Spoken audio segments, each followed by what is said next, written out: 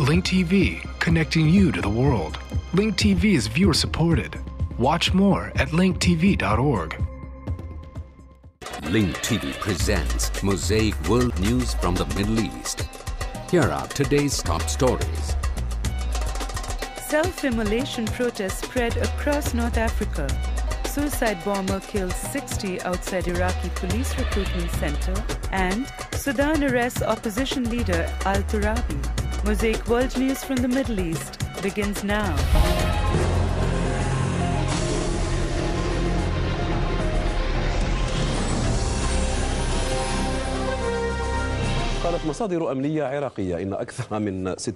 Iraqi security forces said more than 60 Iraqis were killed and 200 others were injured in an attack on a police recruitment center in the city of Tikrit. The sources added that an explosive belt was used in the attack. Ahmed Kubaisi has the details. العاطلون عن العمل يقتلون مرتين في تكريت. In Tikrit, the unemployed get killed twice. First by the lack of money and job opportunities, then after they are called to join the police force. However, the police did not protect its men and new guests, so the long queue of young men from Tikrit in North Baghdad waiting to sign up for a dangerous and risky job turned into a row of ambulances transporting the killed and injured. The heavy death toll exceeds 60 young men who were lined up to ensure any means of making a living. 200 were injured and immediately transported to the city hospital. The way in which the bombing occurred is not new. It has been repeated many, many times in Iraq. Wherever there is a police recruitment center, there is someone who is willing to target the recruits. According to many Tikrit residents, security forces assume complete responsibility this time around.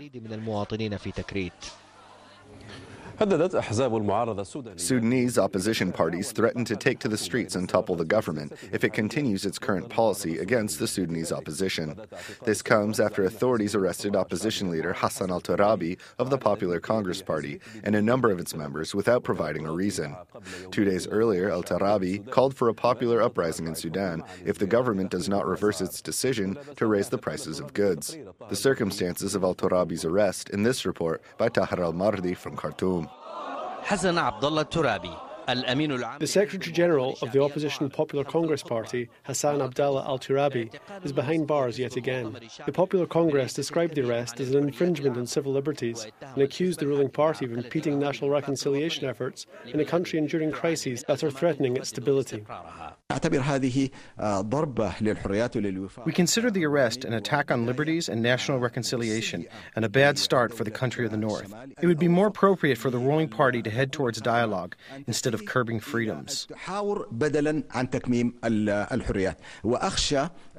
fear this event's repercussions on the streets, especially if it spreads to other opposition parties. However, the Sudanese government said al-Turabi's latest political statements constitute a clear call to destabilize security and topple the Sudanese government. It denied that his arrest is a crackdown on civil liberties. The arrest is the result of an infringement on the Constitution and law. The call incites chaos and is an attack on the will of the people that was expressed in elections witnessed by the world. Analysts view al-Turabi's arrest as a reflection of the turmoil in the government and ruling party in the face of unresolved issues in the country, preparations for the state of the North in case of secession, and additional complications brought forth by this change. The other opposition parties will not consider the government's call for a unity government to be truthful. All of them are demanding democratic reforms, civil liberties, and human rights. If all those rights are violated, then other parties will not support a policy against freedoms and democratic reforms.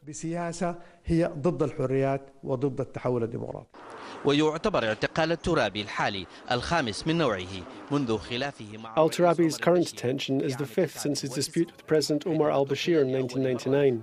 He was first detained in 2001 after his party signed an understanding agreement with the People's Movement.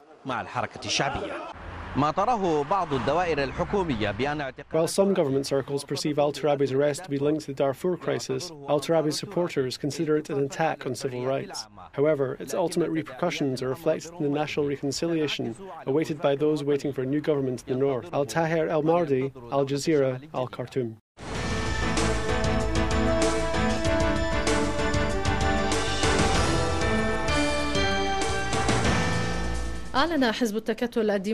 Tunisia's opposition parties, the Progressive Democratic Coalition and the General Union of Tunisian Workers, have announced their withdrawal from the newly formed National Unity Government led by Prime Minister Mohamed Ghannouchi. The parties are protesting Ghannouchi's decision to keep several ministers from the deposed ruling party in the government. The opposition demanded all ministers affiliated with the ousted president resign. Meanwhile, hundreds of Tunisians took to the streets of the Tunisian capital and various other cities to protest Ghannouchi's decision to keep ministers from the ousted president's party in power.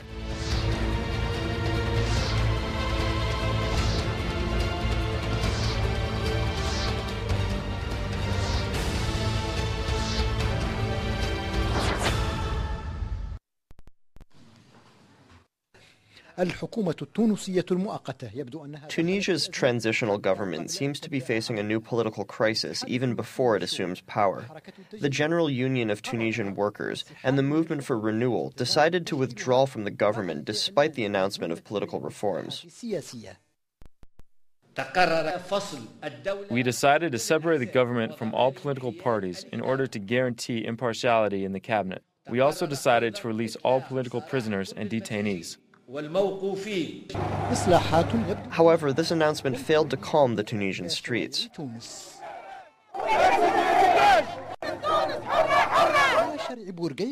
Hundreds of protesters chanting anti-government slogans marched from Bourguiba Square to the Interior Ministry. The protesters denounced the former ruling party, which they say has ruled the country for more than half a century under various names and platforms. The Tunisian people are now in power, and it will be very difficult to oust them. The country has been liberated. Today we are free. The Tunisian people are free. We demand the new government bring Ben Ali up on charges and return all stolen money to Tunisia. It's time to end the struggle for power. We must help protect the nation's independence. Meanwhile, Tunisian police used tear gas to disperse the protesters. Security and police forces were heavily deployed on major streets and around vital installations. Tunisians are continuing to protest against the new government, this time under the slogan, "Together we topple the dictator, and together we will end dictatorship." Mohamed Abdallah Matmin, Al-Alam, Tunis.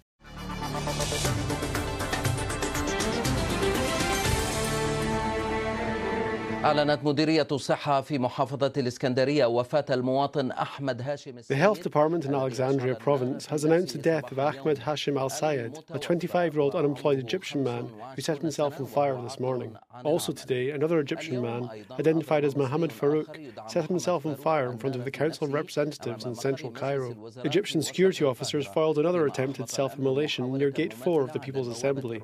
This news comes after a man identified as Syed Ali attempted to set himself ablaze. Ali was apprehended by police and led to an unknown destination. Another self-immolation attempt was foiled in the city of Ismailia. Muhammad Ali al-Qaddafi attempted to set himself on fire due to job-related problems. With these 4 cases of self-immolation reported today across Egypt, the number of people who have tried to commit suicide in Arab countries stands at 10 since Tunisian Mohamed Bouazizi set himself on fire. Young Tunisian Mohamed Bouazizi set himself on fire, sparking the entire Tunisian public as well as people across several Arab countries. In Egypt, in front of the People's Assembly, a man set himself ablaze in the Ismailia province to protest poor living conditions. Commenting on the incident, Egyptian authorities said the man was protesting a government policy preventing restaurant owners from buying cheap subsidized bread. He was burned over 15% of his body. However, 3 or 4 hours later, it was determined that no more than 5% of his body was burned. In Mauritania, a similar incident was reported. Yaqub Wel Daoud set himself on fire in front of a government building in the Mauritanian capital, Nouakchott, in protest over government measures. In Algeria, a number of self-immolation incidents were reported over the lack of jobs and housing. While one of the victims died, the other sustained various burns and related injuries. Meanwhile, the prosecutor of UN-backed Lebanon tribunal said he had filed the first draft of his indictment over the killing of Rafiq al-Hariri. Speaking in Leidschendam, the Netherlands, prosecutor Danielle Belmar said it's counterproductive to speculate on the contents of the draft. The document was sent yesterday to the pre-trial judge, who's expected to take 6 to 10 weeks to decide whether there is enough evidence to proceed with a trial. According to Belmar, this is the first time a legal case has been launched by an international tribunal against those responsible for a political assassination in Lebanon. He said the case was taken at the request and on the behalf of the people of Lebanon and in fulfillment of a mandate from the United Nations Security Council. According to the rules of the tribunal, I cannot reveal either the charges or the names of the person or persons referred to in the indictment. This continued confidentiality is essential, as I cannot presume that the pretrial judge will confirm the indictment. This indictment is not only a first step on the road to ending impunity in Lebanon, it is also the first step of our judicial process. Any person or persons named in the indictment are presumed innocent. And even after the indictment is confirmed by the pre-trial judge, if it is, the person or persons whose identity is contained in the document are still presumed innocent.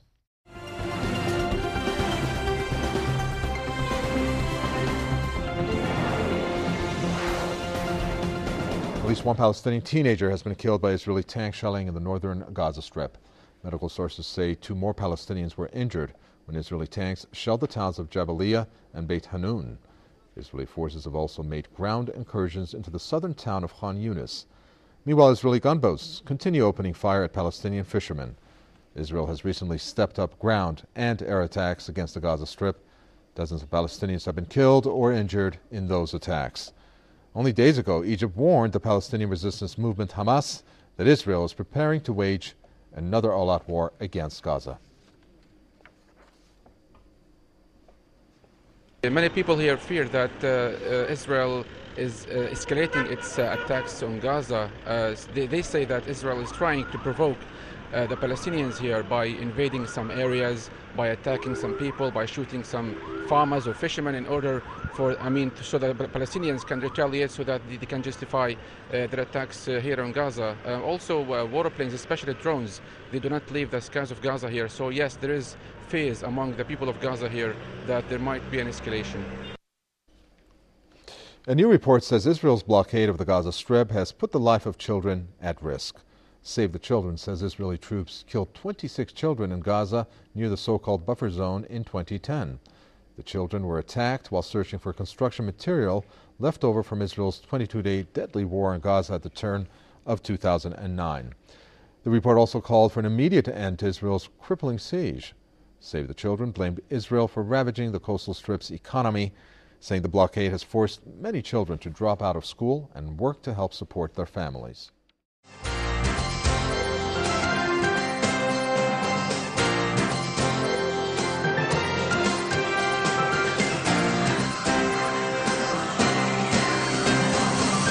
News, aides to Prime Minister Benjamin Netanyahu have briefed officials in the U.S., Europe, and the Palestinian Authority on changes in his cabinet following Ehud Barak's defection from the Labour Party. Israel has offered its assurances to foreign leaders that the Prime Minister intends to take steps forward to resuming the peace process within the next few weeks. According to sources in the Prime Minister's office, Netanyahu has made a strategic decision to advance an agreement with the Palestinians as long as Israel's security demands have been met. The same sources believe that the changes in the cabinet will bolster the Likud-led coalition, as well as the chance for peace, as the reshuffled cabinet may succeed in demonstrating to the Palestinian Authority that any illusion that they may have entertained regarding the imminent collapse of the Netanyahu government have now been laid to rest. Defense Minister Ehud Barak hasn't wasted a political minute. Less than 24 hours after announcing his 5-member independence faction, he's already signed a coalition agreement with Prime Minister Netanyahu. For more of the details, we're joined in the studio by our reporter, Jordana Miller. Jordana. Thanks, Ariel. After intense negotiations with the Prime Minister's office, Ehud Barak has secured 4 cabinet posts for his independence faction. Shalom Simchon will be the new National Infrastructure Minister, replacing Benjamin Ben-Eliezer. Matan Vilnai will receive the Minority Affairs portfolio, which was formerly Avishai Braverman's. Orit Noked will take Simchon's old post to become the Agriculture Minister. Now, as many expected, Barak will continue to serve as the Minister of Defense. Einat Wilf will become the chairwoman of the new independence faction. She's also been promised the chairmanship of the Knesset's Education, Culture, and Sports Committee later this year. That still leaves one cabinet post unfilled, the welfare portfolio, which Labour MK Isaac Herzog abandoned. Prime Minister Netanyahu will hold on to that for now. Clinching 4 cabinet posts for a faction with just 5 members is unprecedented in Israeli politics and certainly speaks to Barak's powerful alliance with the Prime Minister. The Knesset still must approve the coalition agreement, but that's expected to happen later this week. Now, after many dire predictions that it may be finally time to sit Shiva for the Labour Party, it looks like the party still wants to fight for another day. The 3 Labour cabinet ministers who resigned yesterday, Herzog, Braverman, and Ben-Eliezer, they had vowed to rebuild and restore the party to its former glory. But it was entirely unclear if the other 8 Labour MKs would remain in the party to help do the job, or if 4 of them, known as the rebels, would split off to form another new faction. Today, the leaders of the rebels, MK Amir Peretz, announced at a press conference that they will remain in the Labour Party. Peretz said his group had decided to give the Labour faction another chance. Now, referring to his group, which includes Eitan Kabul, Daniel Ben-Simon, and Ralab Majale, Peretz said they exemplify what Israel needs, what he called the cooperation between Arabs and Jews and a commitment to democracy. Isaac Herzog welcomed the chance for a reconciliation with the disaffected Labour MKs. He called Peretz's decision the right and ideological thing to do and said it was a chance to restore what he called their political home. Ariel? Thanks, Jordana. ويناقش مسألة مهمة جدا من يريد تهجير مسيحيي الشرق. طبعا هذا العنوان ليس. Sajalat tonight will ask a very important question. Who is attempting to displace Middle Eastern Christians? There are a number of reports and studies that point to the seriousness of this issue, not only after the incidents in Alexandria and Cairo, but following a number of events. A Lebanese minister even proposed prohibiting interreligious land sale in order to protect the presence of Christians.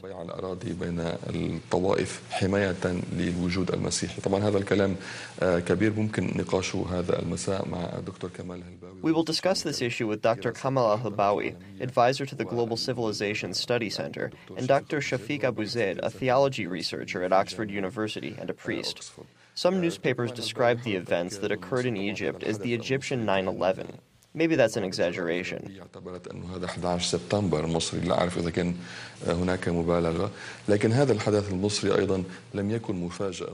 The attack didn't come as a surprise, since a number of clashes had already occurred between Muslims and Copts, but it seems these events were the pinnacle of this religious tension. Dr. Kamal al-Hilbawi, being from that country, how do you explain the events that took place, and do you consider them to be a part of a so-called plot or plan to displace all Christians from the region?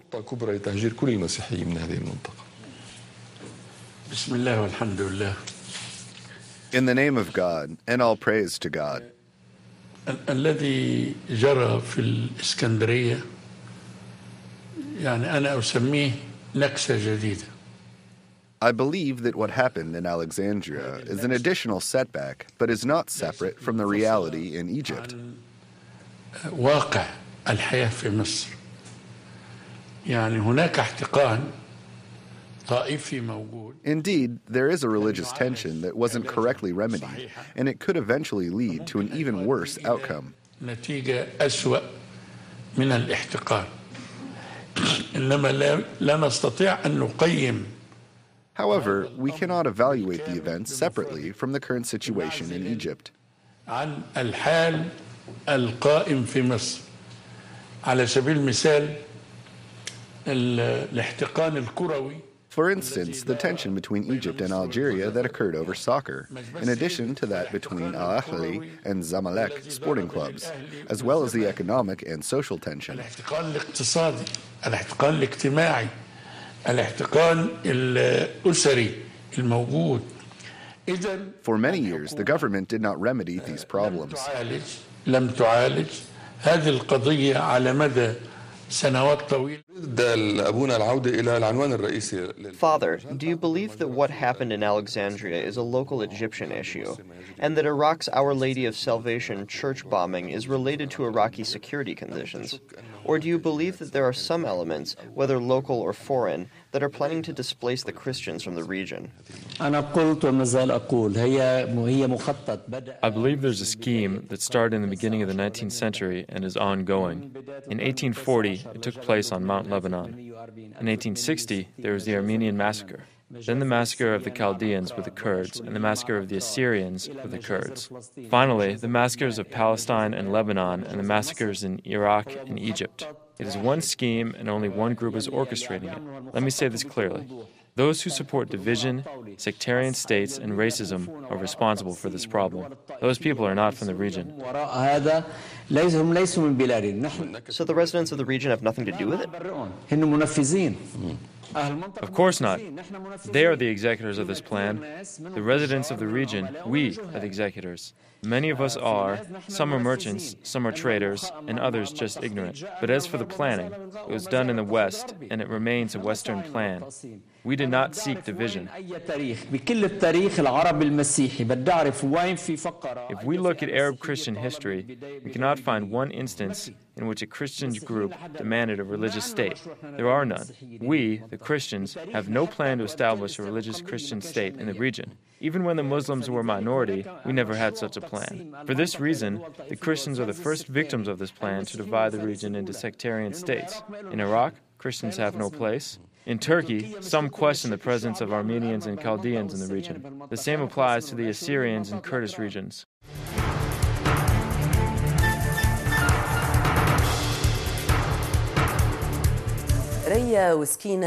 Raya and Sakina went down in history as Egypt's bloodiest murderers. Today's figure introduces these two women, Raya and Sakina.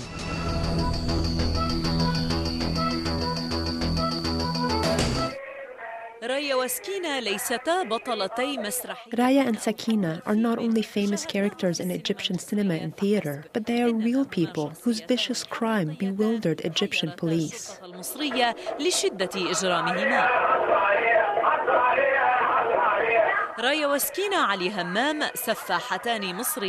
Sisters Raya and Sakina Ali Hammam are killers. They moved from the northern Egyptian city Gawan to Bani Suwaf Governorate, then settled in Alexandria in the early 20th century.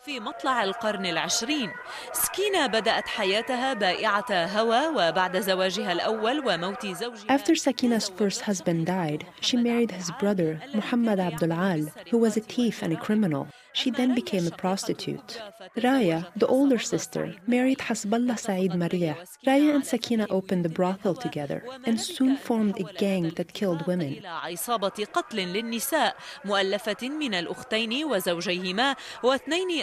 The gang was comprised of the sisters, their husbands, and two other men, Turabi Hassan and Abdul Razi Yusuf. The Raya and Sakina gang resembled serial killers portrayed in Hollywood movies. The sisters lured women wearing jewelry or carrying cash into their house and strangled them, then buried the bodies under the floor or near the house. 17 women became their victims.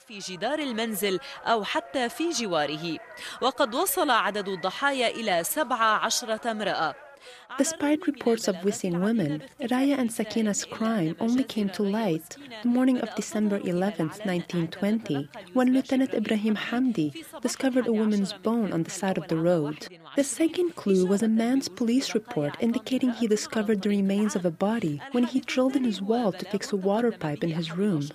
مفاده أنه عندما كان يحفر في حجرته لإدخال المياه إليها عثر على بقايا جثة. During the investigation, the police discovered that Sakina once rented this room and was evicted for prostitution. Reporter Ahmad al-Barki became suspicious because Raya and Sakina's names were mentioned in most of the reports about the missing women, so he headed to Raya's home. في معظم بلاغات اختفاء النساء فتوجه إلى غرفة ريا وفوجئ بانبعاث دخان. He saw smoke coming out of the window and informed the lieutenant, who immediately sent a team of police officers and reporters to the site. When they opened the door to the attic, they were shocked by the smell and discovered a woman's corpse. Police then searched all of the houses the sisters had rented and found 17 women's bodies. The sisters and their husbands confessed after trying to deny killing any of the victims. فاضطرت الشقيقتان السفاحتان وزوجهما إلى الاعتراف بعدما حاولوا. Raya's daughter, Badia, was the main witness to the crime and helped police close the case. After the police assured her of her safety, Badia told them her aunt and mother lured women into the house and that the men killed and buried them. خالتها وأمها للنساء وقيام الرجال بذبحهن ودفنهن بعدما حصلت على أمان الشرطة. On December 21st and 22nd, 1921, Raya and Sakina, their husbands, and the two other men were executed. The views expressed on Mosaic are from contributing broadcasters, not Link TV or its sponsors. The production of Mosaic is made possible by grants from the John D. and Catherine T. MacArthur Foundation, the Firedoll Foundation, and by support of viewers like you. Thank you. Watch Mosaic World News online. Stay up to date with breaking news, read our blog, get transcripts of past shows, and more at linktv.org/mosaic.